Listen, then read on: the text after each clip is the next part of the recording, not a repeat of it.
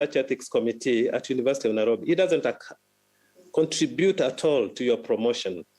And yet you're spending so much time that you would have used to write a proposal, conduct some research, which a colleague who is not a member of a research ethics committee is doing at your expense.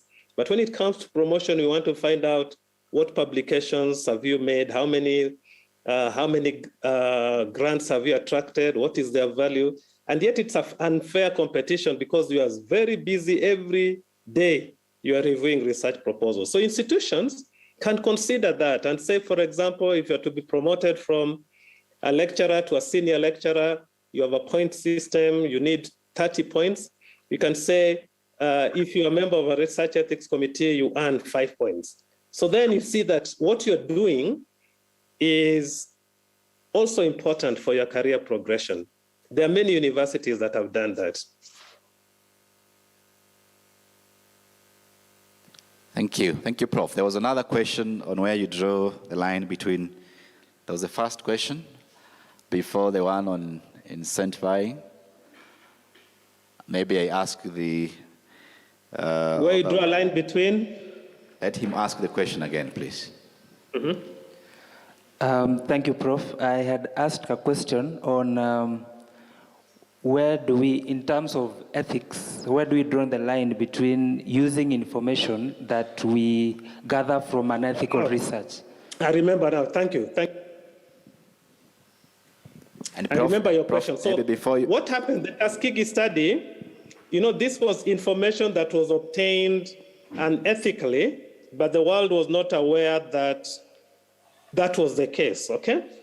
So when it was known that those participants had been participating in a study that was not ethical, was much later. But so the question you're asking, should that information be used? And the answer, yes. The answer is yes, because the information is not the problem. The problem is how it was obtained.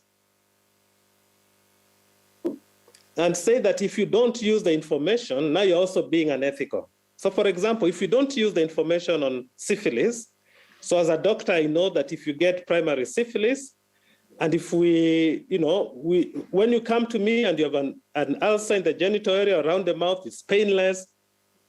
From that Tuskegee study, I know that that is primary syphilis, yeah?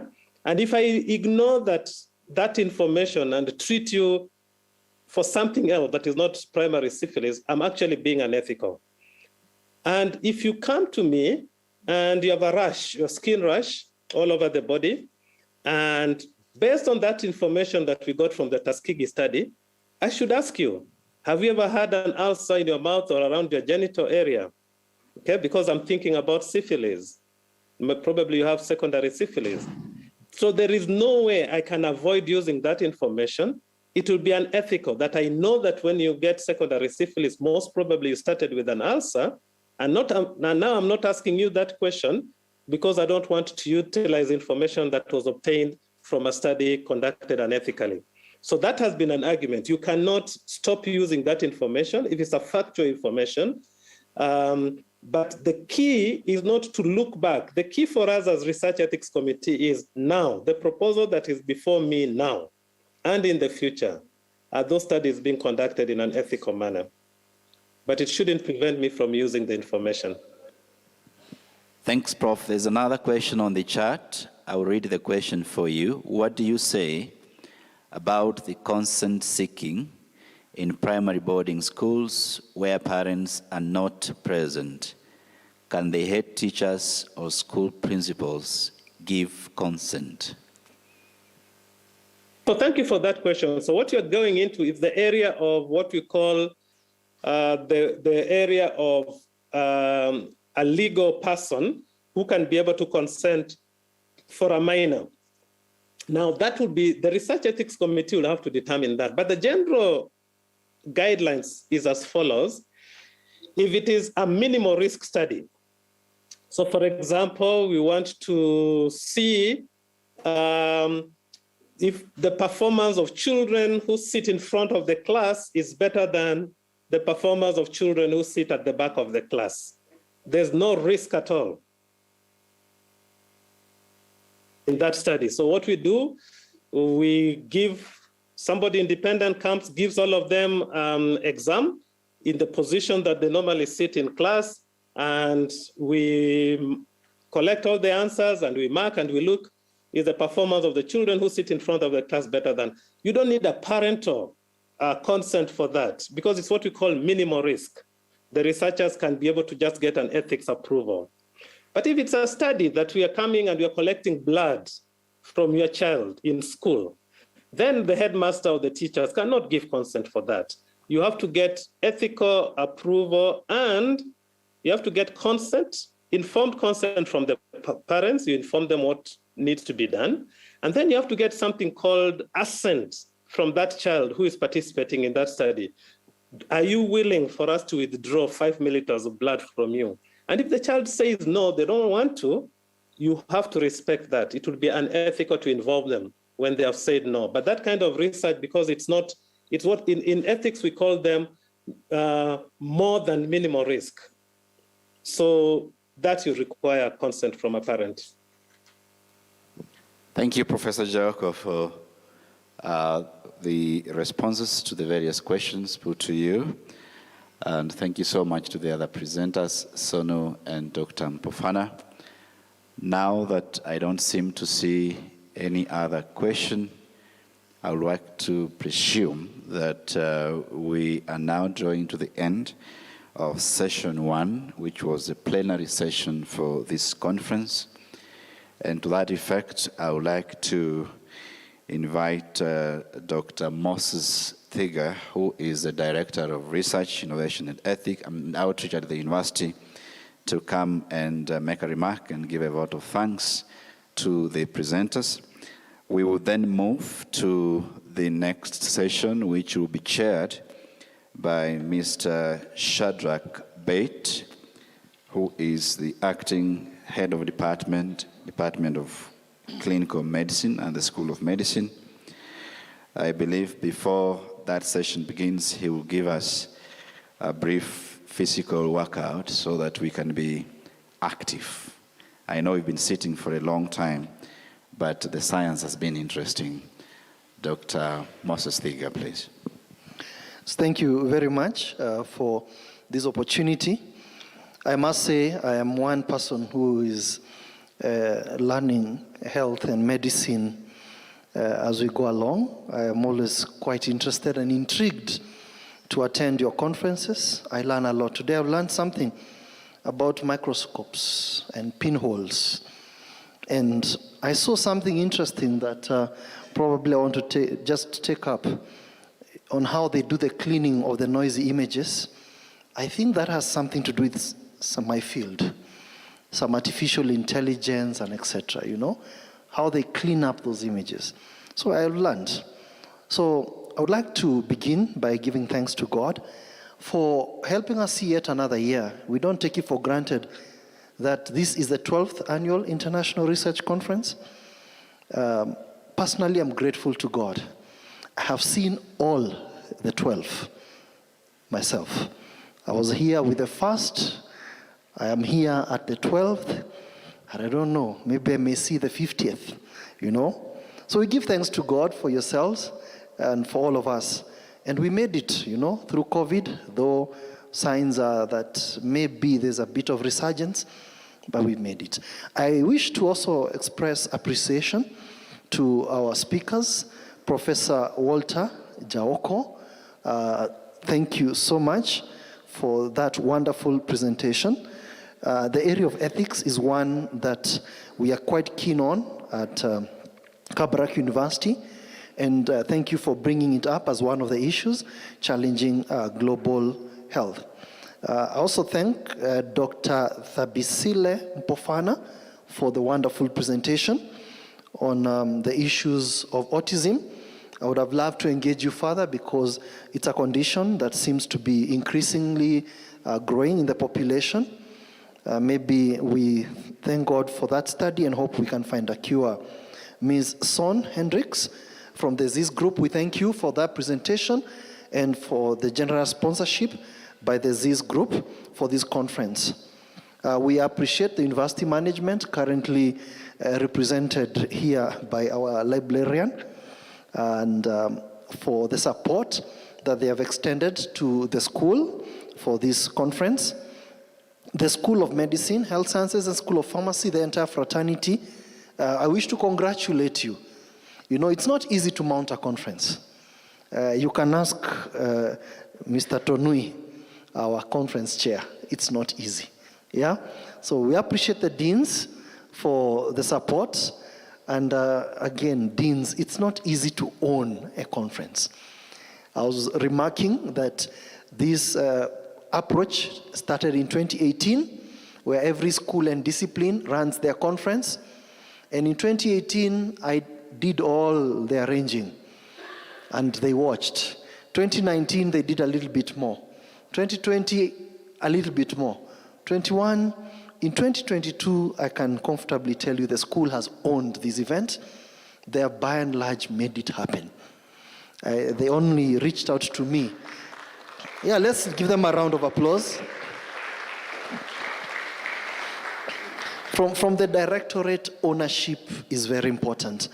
I am very impressed to see members of faculty seated, paying full attention to this conference. You know, that is also a level of ownership, and that is impressive. Let's appreciate you also. So, of course, special thanks go to Josephat Tonui and his committee who have put this together. I am also one of those who have seen the program, have seen the poster. Mr. Tonui has been burning a lot of midnight oil on this one. Thank you so much, sir. I am very impressed by all the students. We are here for conferences most of the year, and the students, of course, have to be encouraged to come. They come. But there's a difference between you and others. And I'm not just saying this because I'm supposed to give a vote of thanks. In other conferences, the students come and they're very restless. They're in and out, you know? But you have sat very patiently paying attention. Give yourselves a round of applause. So, all the conference presenters who are coming up, we also wish to extend a vote of thanks in advance for considering this conference, for submitting your abstract and your paper, and for the time that you present. You are a very important part of this conference. If you're in the room, we thank you. If you're online, and for those who will be here tomorrow, we thank them, because that's a very important part of the conference. So let's appreciate all our conference presenters. As we appreciate them, just turn to your neighbor and ask them, are you presenting this year or next year? Ask your neighbor, are you presenting this year or next year?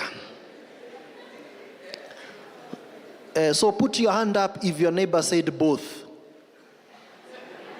If your neighbor is presenting this year and next year. Okay, so I guess we are all presenting next year. Oh, your neighbor is presenting this year, next year. Yeah, who is your neighbor? Congratulations, sir. Let's appreciate him. Let's also appreciate those who are going to present next year. That's awesome. I guess you get the point, isn't it? Yeah. If you're not in this year, let's see you next year. Don't be an observer, be a participant. This conference is also made possible by support from the entire university. I want to single out the Christian Union, who are providing the public address and the audio. We thank them. Mko hapo? Yes. The University Guest House is providing us meals. We appreciate them too. Okay, we'll give them one round of applause when we're done. The Operations Department is helpful in keeping this place organized. Our Procurement Department, the ICT Department for the Internet, the Research, Innovation and Outreach, the Directorate, one led by our coordinator for conferences and editorial, Dr. Ruth. Yeah. We have our Senior Administrative Assistant, I believe probably she stepped out, that's Faith. Our messenger, his name is Benjamin, very important for this conference. And the Research Committee, that provides leadership and guidance for these conferences to happen. So let's give a round of applause for all this support ecosystem. So ladies and gentlemen, those few remarks, I wish to wish you a very fruitful continuation of this conference. Sit there, learn, interrogate the presentations, and start borrowing best practice on what research people are doing and what you will be presenting next year. We agreed we are presenting next year, didn't we? Just confirm with your neighbor again. You're presenting next year, right? Yeah? Just check. Do they sound like they're confident? If they're not very sure, just send them to me. I also do motivational speaking for research. I will inspire you. You will write like 10 papers. Please do. Enjoy your afternoon. Thank you.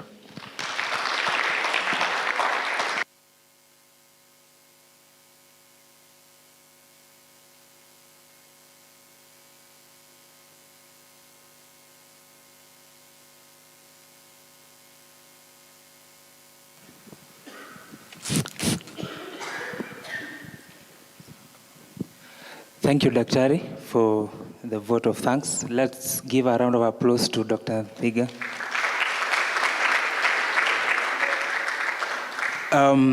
We are going on well in our 12th International Conference for the School of Medicine and Health Sciences at the School of Pharmacy. Like you've been told, my name is Shadrach Bet. I belong to the Department of Clinical Medicine in the School of Medicine and Health Sciences. So we still have quite insightful presentations coming your way.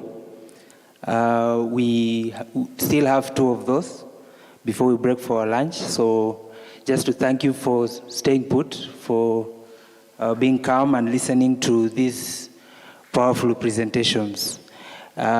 Sit in there, don't go anywhere, because I promise you that the presentations that are coming are also powerful. We have 2, then we break for our lunch, then come back for afternoon sessions thereafter. So the next presenter is Dr. Miriam Muga. And Dr. Miriam is going to present a paper titled Relationship Between Knowledge of Type 2 Diabetes Management and Blood Sugar Levels of Pastoralists in West Pokot, Kenya. So I want to welcome Dr. Muga to come.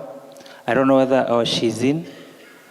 I wanted to confirm whether she's online or she's here with us.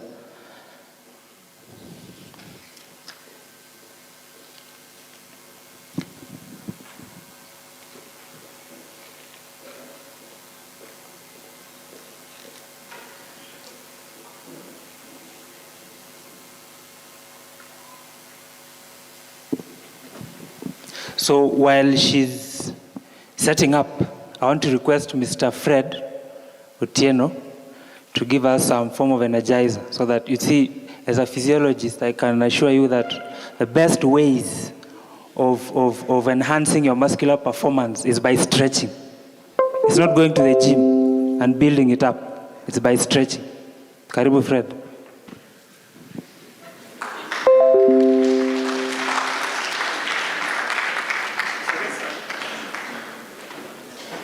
I think all of us can stand up.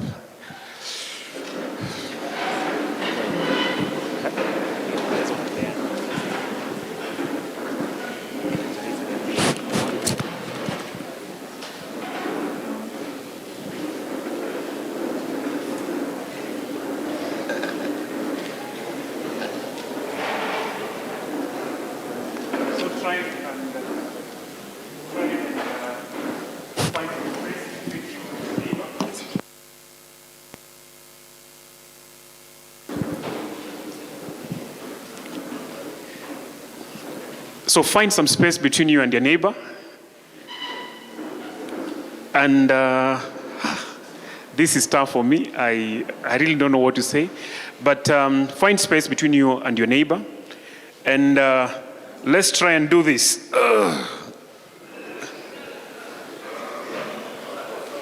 So we're going to do 1, 2, 3. Okay? So just follow what I'm doing. Just see first, and then you'll do that.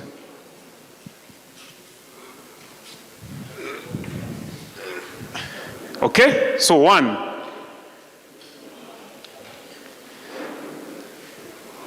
2. Okay, good. So we're going to do it faster so that we can at least shake off, perhaps and stretch our muscles properly so that we can prepare for our doctor's presentation. So 1, 2, 3. I can see Dr. Ngobe doing magic. Okay, so thank you so much. As we prepare for our next presenter, I think that's all for now. Thank you. Thank you, Doc. Just to request the presenters, if you are presenting physically, kindly avail your presentation to the IT desk here to facilitate our smooth transition. Thank you. Karibu, Dr. Muga. Good afternoon. I'll request the team to put up my presentation. So thank you very much, the conference organizers, for this opportunity so that I can be able to present a paper on a relationship between knowledge of type 2 diabetes mellitus management and blood sugar levels among pastoralists in West Pokot, Kenya. So those are the authors. Next slide. Diabetes is it's a chronic metabolic disorder, and it is also a disease that has been increasing over time. And those are the definition of terms for pastoralists. These are a group of people who have different economic activity of herding, and they migrate from place to place looking for pasture. And then the knowledge of type 2 diabetes mellitus. These are what people know regarding the risk factors, dietary factors, signs and symptoms, and the management of diabetes. Then, of course, type 2 diabetes. These are people who either have random blood sugar of more than 7.2 millimoles per liter, or fasting blood sugar of more than 7.0 millimoles per liter. Next slide.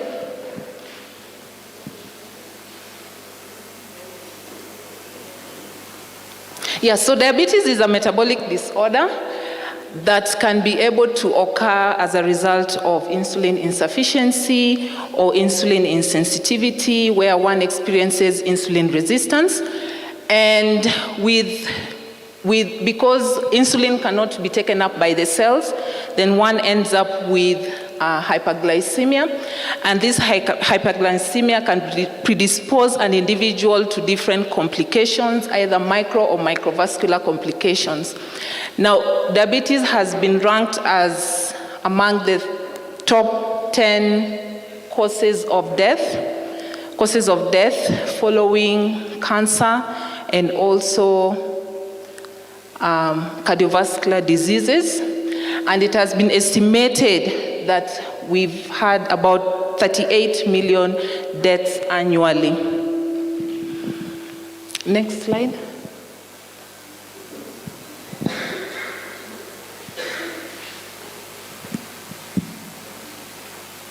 Yeah, so this is actually a problem, and we know that diabetes is on the rise. And so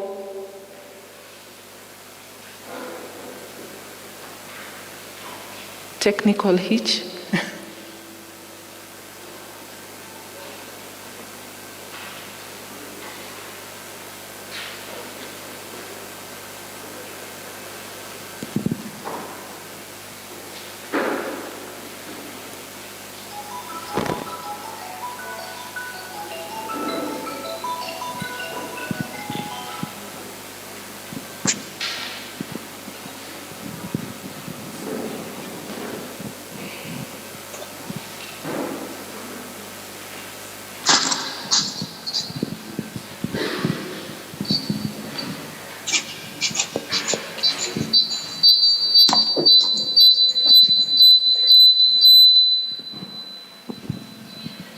Okay, so the global prevalence of diabetes in 2019 was about 9.3%, and it has been projected that by 2030 we'll be able to have about 10.2%, and by 2045 we'll have about 10.9%. So that tells you that it is a condition whose prevalence is continuously rising. So we need to be able to do something about it. Now in Kenya, the prevalence as of 2014 by the International Development Federation was about 5%. Next slide. So it is indeed a chronic non-communicable disease, and blood sugar levels need to be regulated, and it's actually something that can be done quite easily, and we have been able to see diabetic patients being able to live for a long period of time. But there are strategies that are well known for management of diabetes, which includes diet, having your frequent medical checkup, ensuring that your blood glucose is well regulated, and if you have to go for hospital visits, it's important for you to go for those appointments. Now, we see this increased prevalence because, one, we have late screening, because when diabetes occurs, you cannot be able to know. So you have to be able to screen so that you can know that you have well-regulated blood sugar levels. And then there is also that aspect of lack of awareness among the population, or what are these signs and symptoms, what are the risk factors. So that is usually a gap among individuals. Now, for the nomadic community, they even have it much difficult because, one, they can be able to become defaulters for treatment because of their lifestyle. They keep moving from one place to another. And then also we have environmental factors. They could be having poor living standards. They could be experiencing or taking improper diets that, you know, may not allow them to quite well regulate their blood sugar levels, including lack of knowledge and also treatment and prevention. So therefore, this is a gap. And so the aim of this study was to determine whether there is a relationship between the knowledge of type 2 diabetes management and blood sugar levels among these pastoralists. Next slide. So the objective was, number one, was to assess the level of knowledge. Number two, to determine the difference in the level of knowledge by blood glucose levels. And then objective number three was to explore the association between knowledge of type 2 diabetes management and blood sugar levels. Now, the significance of this study, of course, will be for health promotion. We want to see how the healthcare providers can be able to use this finding to identify appropriate strategies so that they can be able to help this pastorally nomadic community to be able to get the required knowledge that can be able to help them to manage their blood sugar levels. And as well, for research, it will contribute to the wealth of knowledge about the level of knowledge in the pastoralist community. Next. So this is the conceptual framework. For the independent variable, we had knowledge. We had knowledge, and that was measured by looking at the level of dietary knowledge, what they know with regards to dietary knowledge, looking at whether they know which signs and symptoms could be able to affect them, the risk factors, and also management and care, whether those are quite important indicators for management.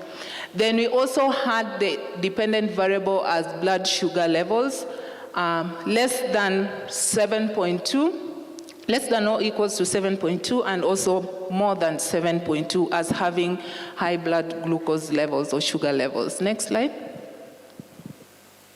So the research design, this was an analytic cross-sectional research design. The study site was Kapenguria County Referral Hospital in West Pokot. The study population was the diagnosed diabetic patients who attend regular clinics or might be going for clinics at Kapenguria Hospital. The inclusion criteria, they needed to be above 18 years of age, and they should have been residents of Kapenguria for about more than 3 years, and then they needed to consent before participating in this study. The exclusion criteria, of course, those who are not able to be able to participate in the study during the period when data collection was being done, and then those who do not come for their clinics. Then the sample size, this was calculated using the Fisher's formula, and we got a sample of 73. Then we added a 10% non-response rate, and then the total sample size was about 80 participants. Next slide. Data collection tool and instrumentation. We used a structured researcher-administered questionnaire to collect the data, and they had several sections, one on social-demographic characteristics, knowledge on diabetes management and blood glucose levels, and then the questionnaire was pre-tested in each cohort among 10 participants, and then validity and reliability was also done. The data collection, we obtained clearances, and then the enumerators, we recruited enumerators who were going to help us with the data collection process. They needed to have a medical background. They were recruited and trained.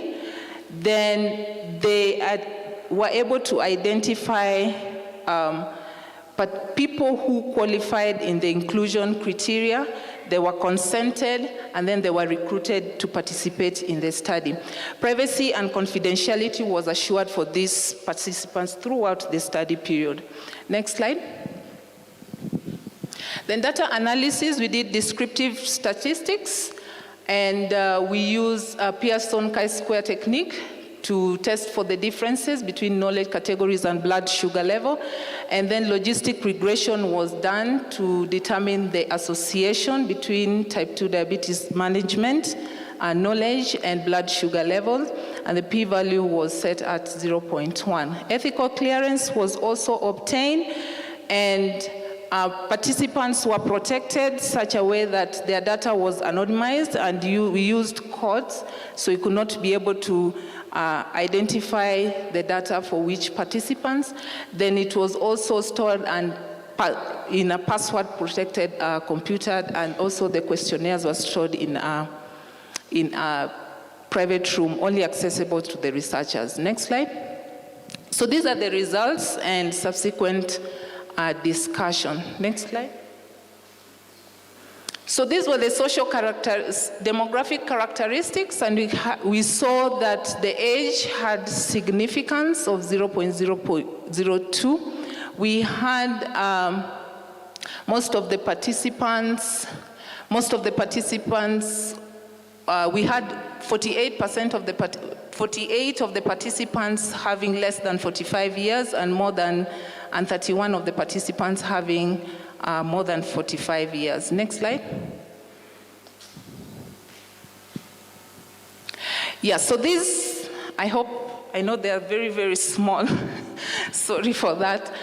But this was the results for Objective 1, the knowledge on type 2 diabetes management of pastoralists attending Kapenguria County Referral Hospital.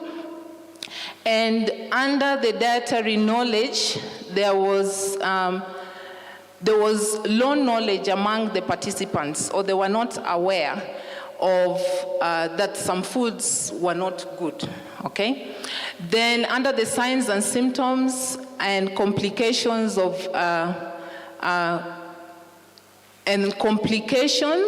we had poor blood glucose levels could be a risk factor, and that many of the participants could not know, about 64.6%. And the knowledge of risk factors, many of them could not know that family history could be a risk factor to diabetes. And the knowledge of management of care, having urine tests, they didn't think whether that was very, very necessary. Next slide.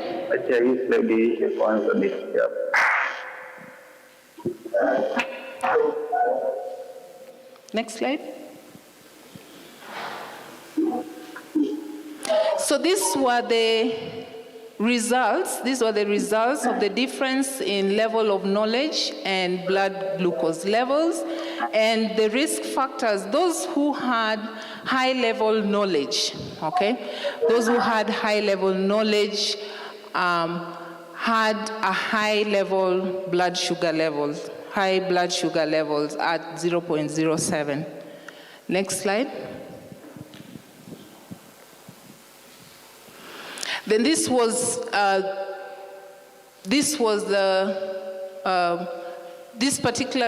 result is for objective 3 on the association between knowledge of type 2 diabetes management and blood sugar level. And you can be able to see those who had dietary related knowledge, high dietary related knowledge, were 0.31 times less likely to have high blood glucose levels. And then those who had knowledge on symptoms and complication, high knowledge, also had 0.2 times less likely to have high blood glucose levels. But those who had the knowledge on risk factors were 10.5 times more likely to have high blood glucose levels. So that was something that we found very, very surprising, but there could be reasons as to why that particular results came out that way. Next slide. So many of the participants were not aware that diet controls diabetes. That was about 54.4%.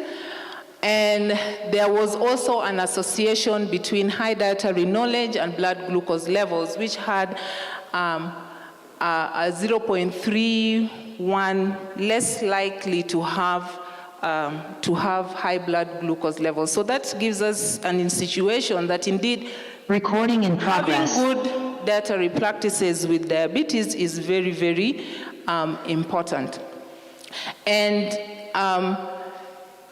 there are studies that supported this finding in different parts of the world, that having low knowledge and the role of knowledge in the management of diabetes. So that is very, very important, and that is equally supported by different studies, and making sure that the patients know exactly what they need to eat can really help them in regulating their blood glucose levels.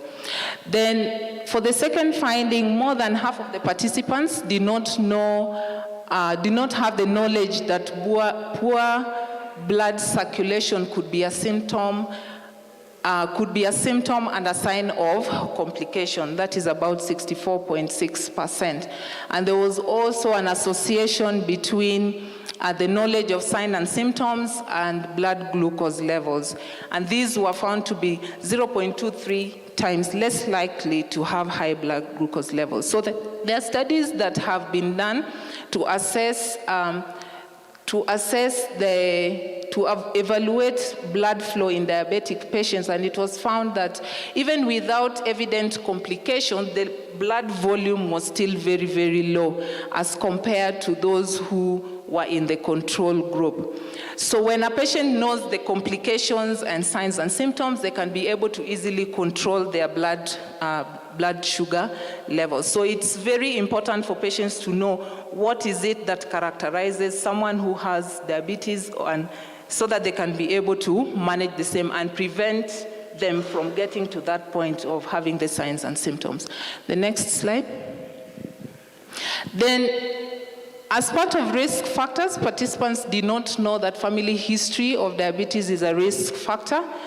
And also, the category of knowledge risk factors was significant at 0.07, with those who have high knowledge having high knowledge of the risk factors, having as well high blood glucose levels. So they were found to be 10.3 times more likely to have high blood glucose levels. Now, family history has been shown to be associated with the risk of developing type 2 diabetes. And it was also found that those who were aware the participants with a family history of diabetes were more aware of their diabetes risk. And then having the risk factor, having knowledge of risk factors could mean that the condition is developing, or even preventive measures have not been put in place and also not being practiced. And that is why you can be able to see that category of group either having a higher blood sugar level. And then also another reason as to why we observed this 10.3 times more likely kind of result was because also of the small sample size, because the confidence interval was also very, very, very big. The next finding. Next slide. So more than half of the participants were not aware that urine samples were necessary. According to a study by Masden and Pickering, urine tests are not necessary for diagnosis, but they could be a tool for screening of diabetes patients, especially those ones who have already been diagnosed, because it can also help to check whether we have any glucose in the urine, and also test whether there is presence of ketone bodies, a sign to show that there's complication also developing in the process. Then also we know that there are better and more efficient ways that have been developed and for diagnosing and screening of diabetes or diabetic patients. Okay, next slide. So in conclusion, knowledge of type 2 diabetes mellitus is important in ensuring blood glucose levels are regulated. And from this study, there was a relationship between dietary knowledge, the signs and symptoms, with regulated blood glucose levels. So therefore, we recommend that more sensitization on diabetes should be done, as well as having or developing individualized kind of strategies so that blood glucose levels of these participants or individuals diagnosed with diabetes can be able to be regulated. Then we also recommend for bigger studies, similar population, but with bigger sample size, so that we can be able to see whether we can be able to get similar results or similar associations.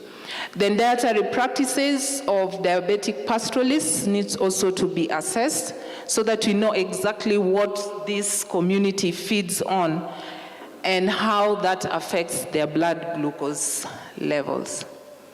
And those are my references. Thank you.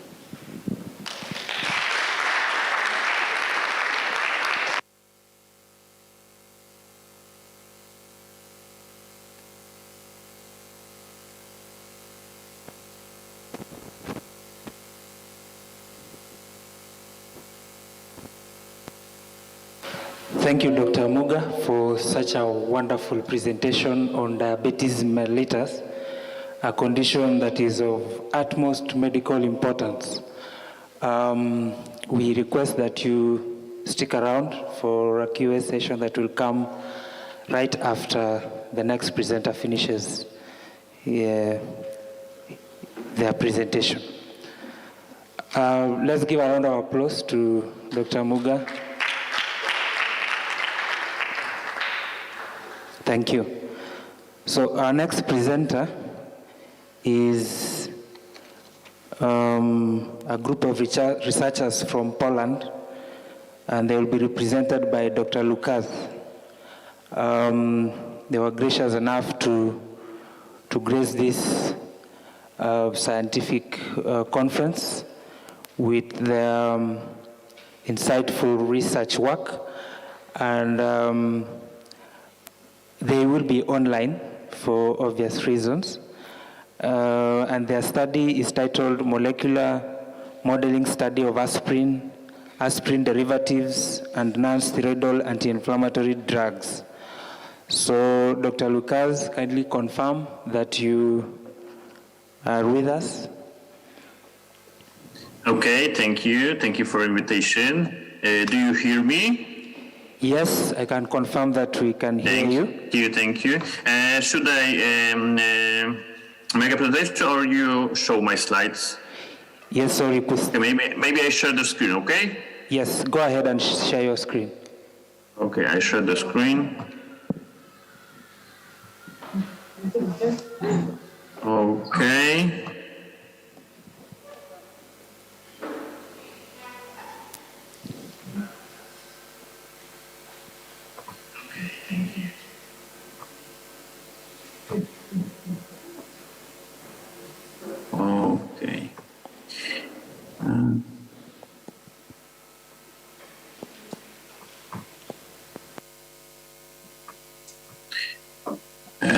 Hello, greetings from Poland. My name is Łukasz Fijałkowski. I'm a pharmacist. I work in Nicolaus Copernicus University in Bydgoszcz in central Poland, in central Europe. It's a great honor to present today for you our studies. I want to notice that these studies were conducted in cooperation with students from Kabarag University with Franklin College during Torun and Bydgoszcz summer medical program in our city. Today, I show you our studies about molecular modeling of aspirin, aspirin derivatives, and other painkillers such as acetaminophen. Okay, today main thing which we focus will be toxicity of the drugs, of the potential drugs. Then first about aspirin. Aspirin is the first drug which be manufactured commercially.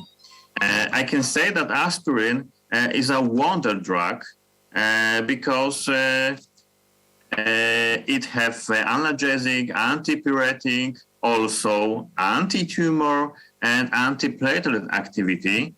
It's also prescribed as low dose aspirin to pregnant women at a high risk of preeclampsia, and it reduces the onset of this complication. The synthesis of the aspirin, the acetylsalicylic acid, is quite easy. I can notice that students of the second year pharmacy in our university do this synthesis. It depends on acetylation of salicylic acid using acetic anhydride or acetic chloride. And also, I want to notice that acetaminophen, other name paracetamol, is not a non-steroidal analgesic drug because it has other mechanisms of action and is recommended for a mild to moderate pain illnesses. And what about mechanism of action? We have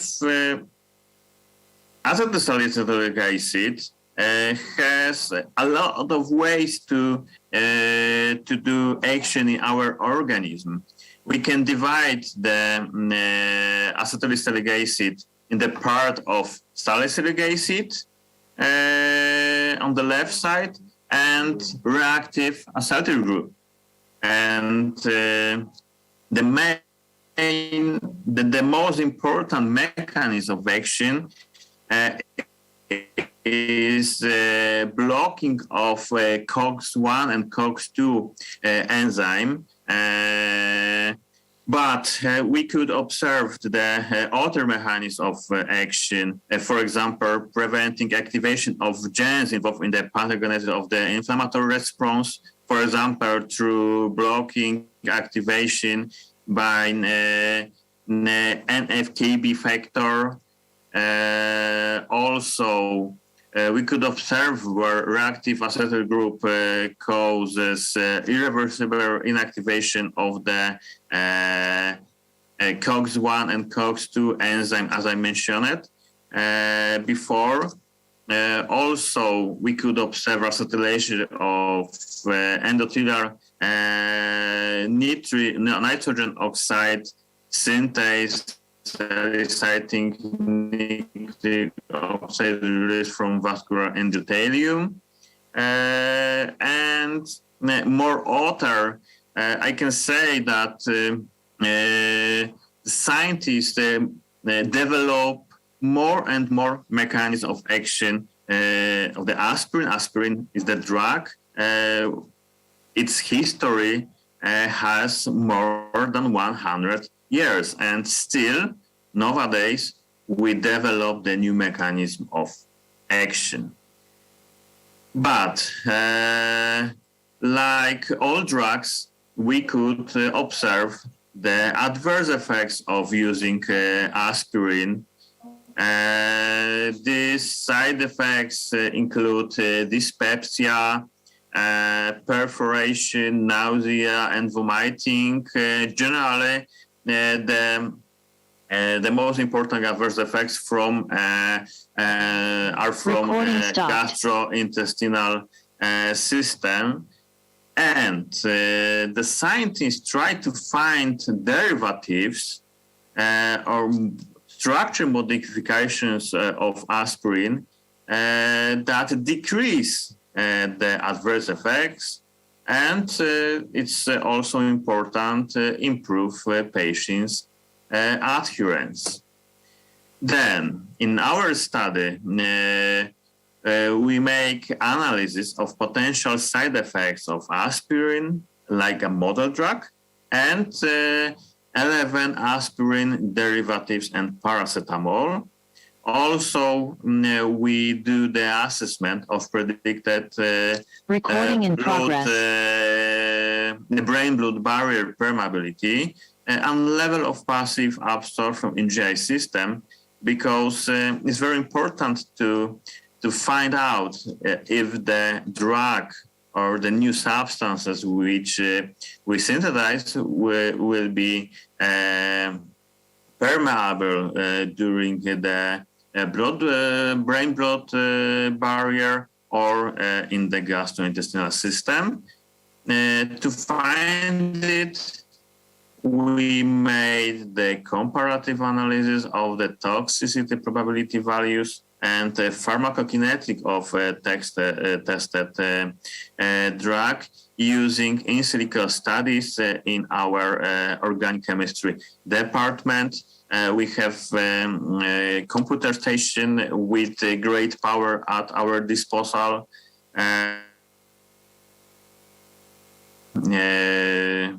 These studies in our university. All results were what we had obtained are presented in graphical format. Today, I only showed narrow part of our results. Then, to find new derivatives, various functional groups were attached to aspirin with different properties. We used the ADMET software, Protox software, and Osiris Dataworld software to predict these properties. In this picture, you can observe all structures of derivatives which we investigated. Then, why the toxicity profile is very important? Because we noticed that many drugs introduced to use, for example, thalidomide, for example, rofecoxib, had toxic properties after introducing, and it should be withdrawing. It should be done withdrawing procedure, and you know, a lot of court cases when died. Then examining the toxicity profile, is that one of the most important things during the find new of introducing the new substance to the treatment. It's good to do in silico analysis.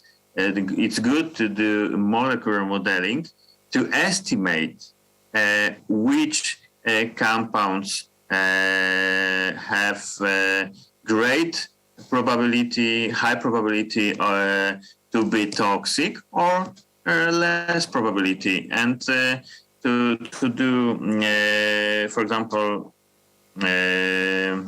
animals examinations with drugs, with substances, of course, with the less probability of being toxic. Then using ADMET SAR software, we check, of course, the toxicity, but also we investigated absorption, distribution, metabolism, and excretion of drugs from our organism. We have a lot of models which we can check, and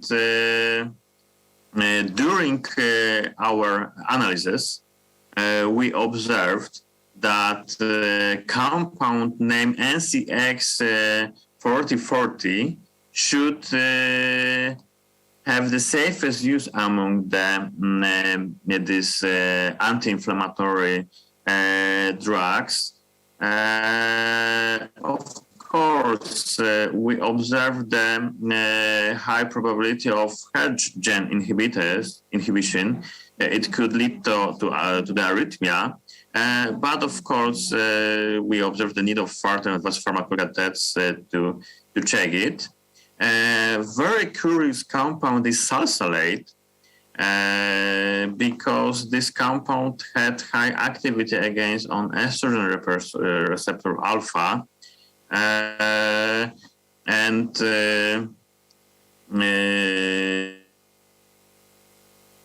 development of the progression of breast cancer. Next software we used was Swiss ADME. This software could allow us to visualize the result as boiled egg plots. I show you in the next slide why boiled egg. Swiss ADME is very useful tool which allow us to predict all ADME parameters, also all pharmacokinetic properties, also drug-like nature. It's very, very useful tool to do this. Okay, then you can see in this picture the boiled egg plot. It looks like boiled egg. And during our analysis, we observed that three compounds, molecule 1, molecule 8 and 9, it was NCX 4041, NCX 4042, and also aspirin, which is a known drug, shows good permeability through the blood-brain barrier. It's a high probability that these two new substances will have good action in the central nervous system. White region in our plot shows molecules which we predict that they will be passively absorbed by the gastrointestinal system.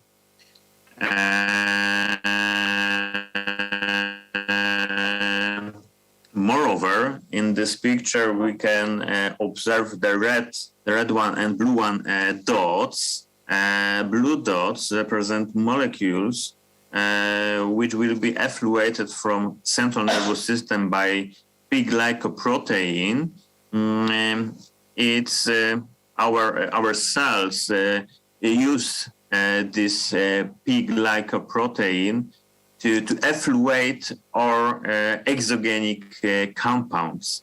Then compounds which we can observe as red dots will be not effluated, and we can predict that cell concentration of these compounds will be higher and also more effective. To sum up, in conclusion of our studies, we can show that NCX 4040 is considered the most effective and safe drugs, and we recommend to do clinical studies with this compound because in silico studies we observed that the toxicity profile and the pharmacokinetics of this compound should be in the good level. Last but not least, of course, we have to notice that our studies, all in silico studies, have a margin of error. But of course, when we test a lot of compounds, we can reduce the amount of in laboratory, and of course reduce the amount of clinical trials with humans. And our references. Thank you for attention.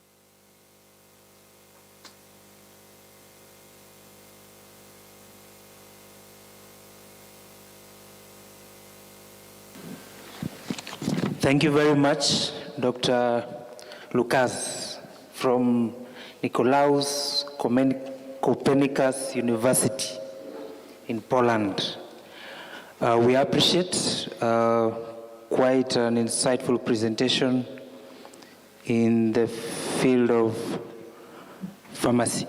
We want to give the team from Poland, represented by Dr. Lukas, a round of applause, kindly.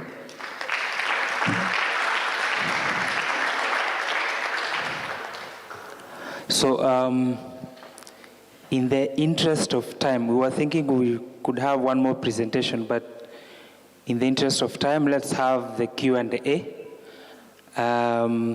Then we go have our lunch and come back early enough for the afternoon session. Thank you very much for staying put up to this hour. We've been sitting for close to, I don't know how many hours, without getting out.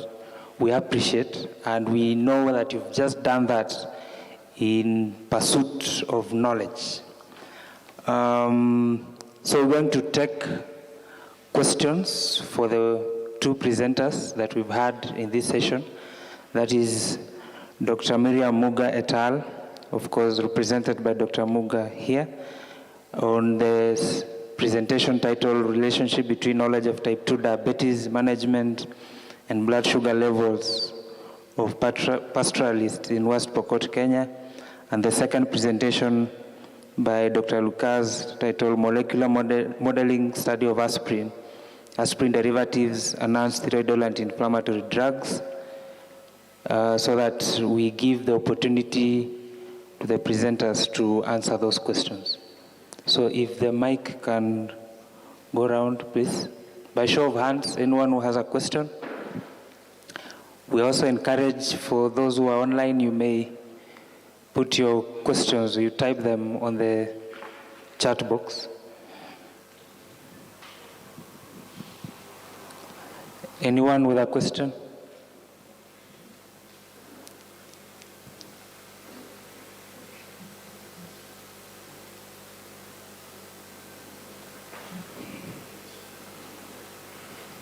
There's a question.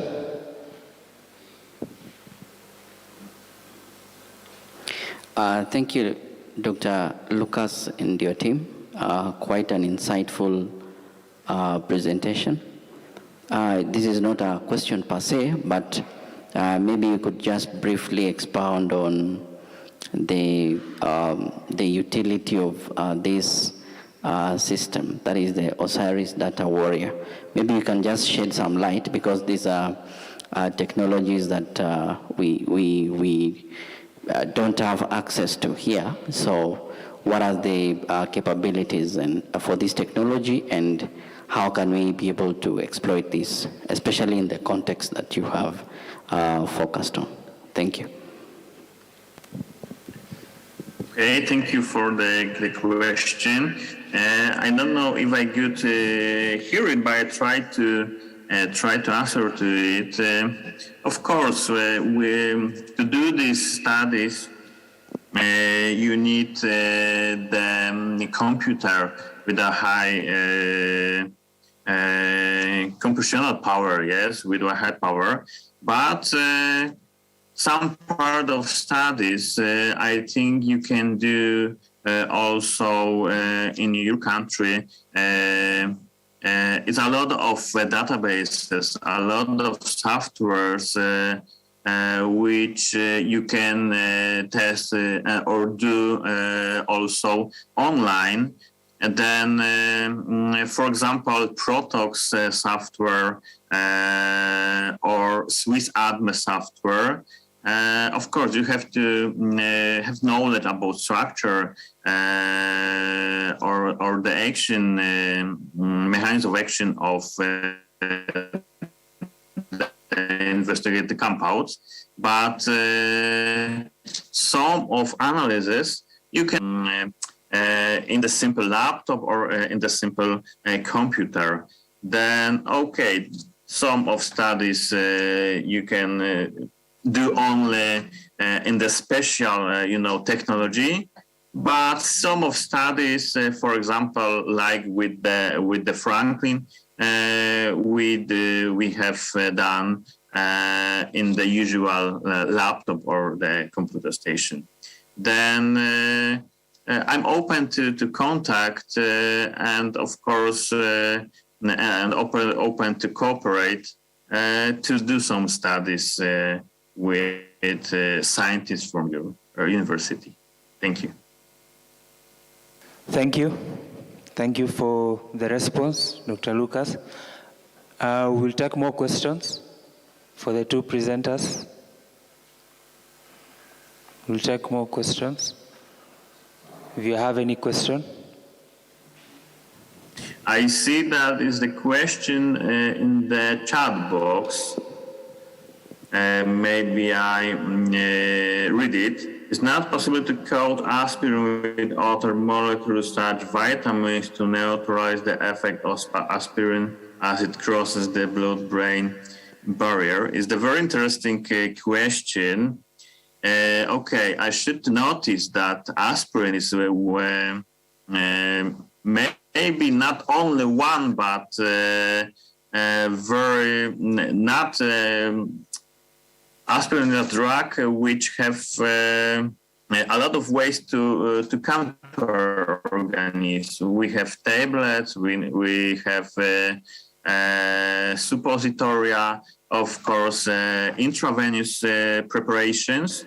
But about coating aspirin with other molecules,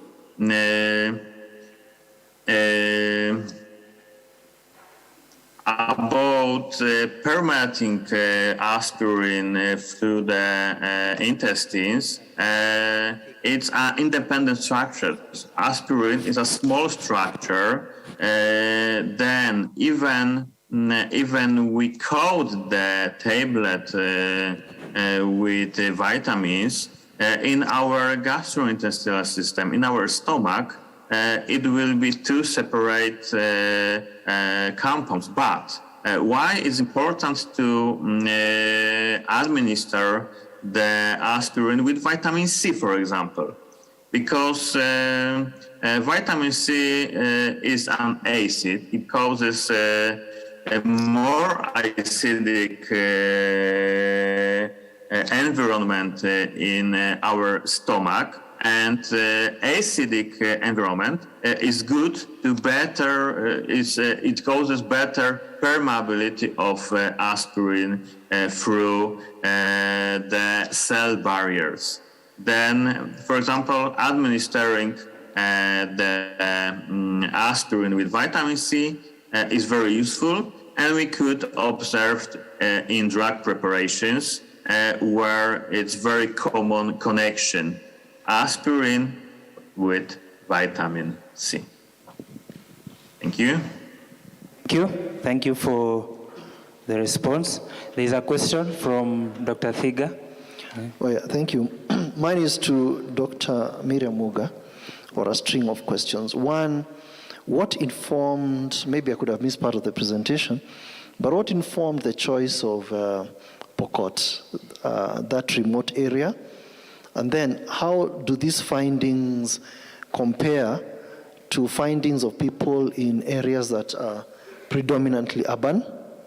Were there any significant differences, for example, in the levels of education and the awareness on how to manage type 2 diabetes? And then overall, what is that new finding from this study other than establishing the level of awareness? Thank you. Thank you, Dr. Thiga. So that you respond to the two questions, there's another question here for you. Then I'll give it to Dr. Walekwa.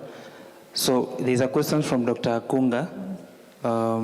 He's asking, why did you adjust the p-value from the usual 0.05 to 0.01? What informed that decision? Then there's another question from Dr. Alekwa, so that you, if it's yours, you respond to all of them in one. Thank you. My question is to Dr. Miriam Muga.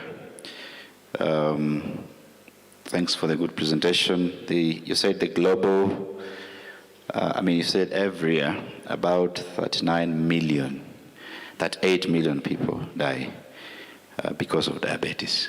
Every year, I hope this is globally.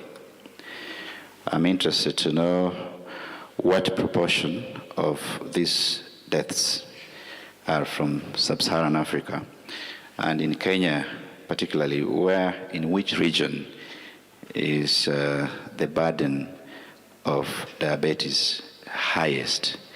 And having asked that question, then I would also be interested in knowing, because I doubt the burden of diabetes in Kenya is highest in Kapenguria. It's likely to be highest elsewhere. Then what justification do you have? Also considering that pastoralists are people who largely are very physically active, and you would least expect that they are the most affected by the diabetes scourge. Thank you.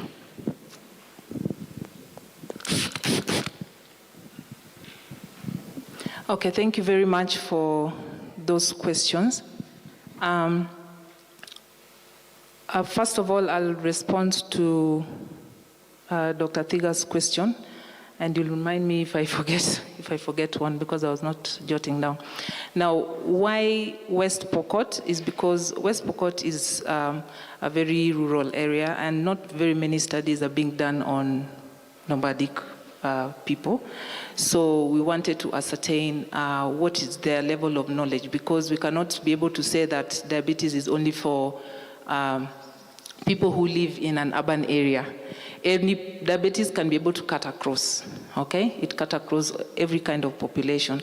So you will find most studies being done in urban areas because of certain predisposing factors, such as probably obesity, so they are more likely for having diabetes. But this is a very unique kind of population.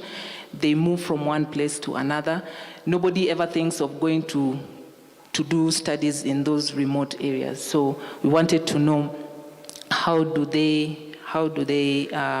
what is their level of knowledge, and how do they even manage diabetes?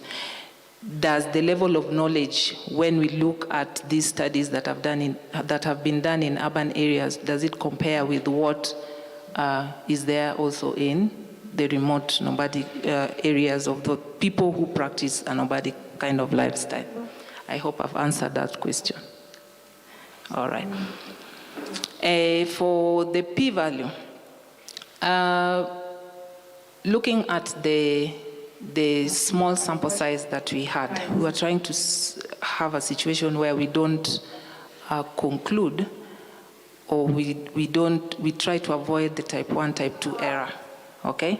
Because you can be able to see if we left it at 0.05 and then we see it is significant or has a trend of significance, but then that could not be true because of the small sample size. So we were also trying to cater for the small sample size. And you can be able to see for the last finding on the association between the risk factors, we had 10.3 times more likely kind of finding, but the confidence interval was very, very wide, and that can be largely attributed to the small sample size that we had.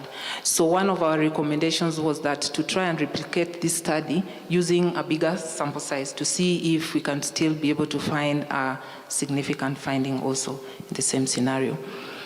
Then looking at, if I can remember Dr. Walekwa's question, for the prevalence, right? Prevalence of diabetes. We will not really say that it is too much in West Pokot, okay? But cumulatively, we haven't really found data that says this area has this amount of diabetic as prevalence, but that we can still be able to go back and find out and see whether there is equal proportions and how much of that contributes to the total annual deaths, okay? But the total annual deaths are globally, worldwide, cumulative. Even the projections are worldwide, okay? Then also, having West Pokot as having the largest number, contributing the largest number of diabetic patients, that might not be very, very true. So that we still need to be able to go back and ascertain how much of the population of West Pokot contributes to the total prevalence or the total number or total annual deaths of diabetes. Thank you, Dr. Muga, for your responses. I think they were elaborate and clear. There's one more question from Fred. Yeah, for Dr. Lucas. Go ahead, Fred. So thank you so much. So I have a question for Dr. Lucas. Thank you first for your good presentation. I was wondering, as you concluded your study, you said that the results you got will not have the same translational validity when you do the same experiment in animals. So I was wondering what could be reasons why you might not have the same results when you're using animal model, because I was expecting perhaps if the same results, if you're doing the same experiment in animals, perhaps you'll have something closer, so that perhaps the results can be more acceptable. So, before you respond, Dr. Lucas. Thank you for this question. Maybe the first, we don't know, we don't want to, break the animal examination.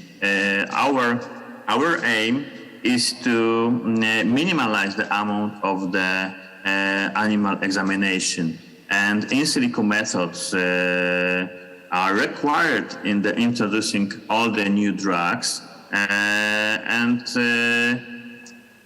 follow world, scientists from all the world try to minimize the amount of the animal examination, of the clinical trials with humans.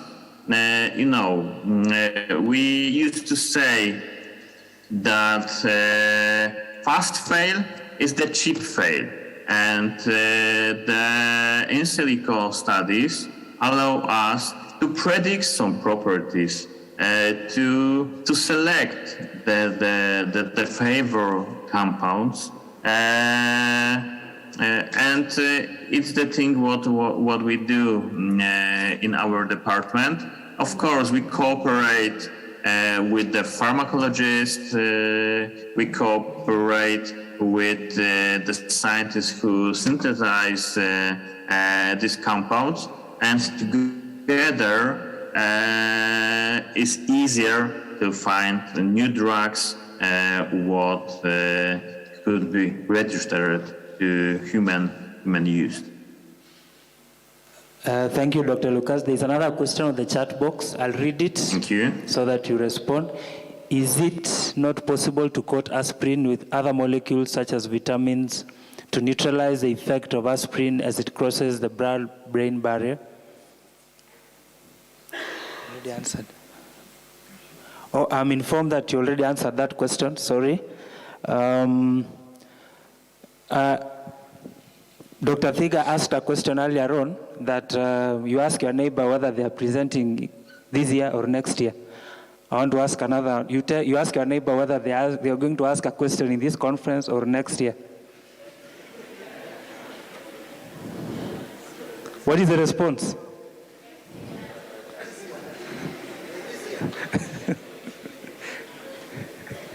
There is one more question because of that.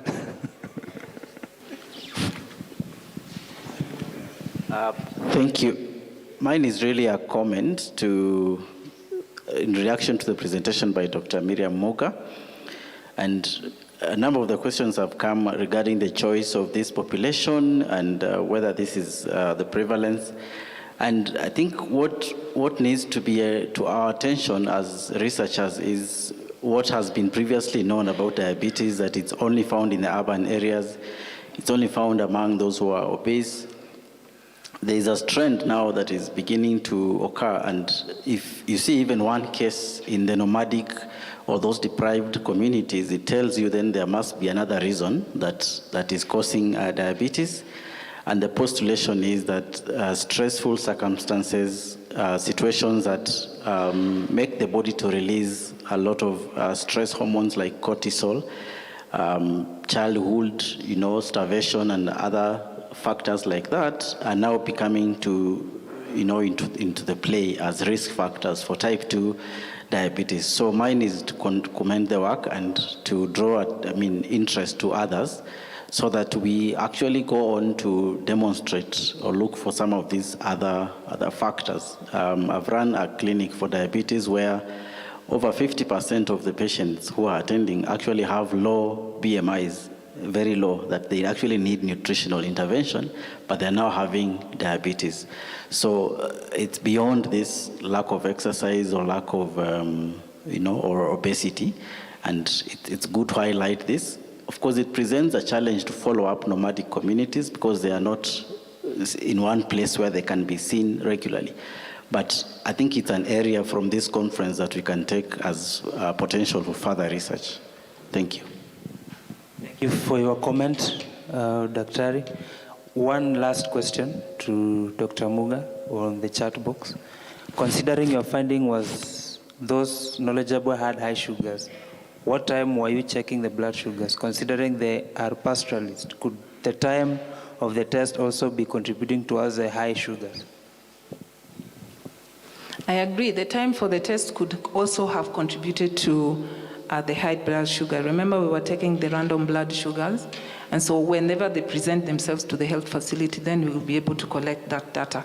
So that could be a contributing factor. But then also we don't want to dispute the fact that that as kind of association that we got, okay, because of the of the small sample could also be a contributing factor. Then if I can just remember a question, the last question that Dr. Thiga asked, okay, that can this be comparable to other studies that have been done in urban areas? Yes, the trend is the same, okay? What we've found with regards to knowledge, generally there is low knowledge with regards to diabetes, okay? And that affects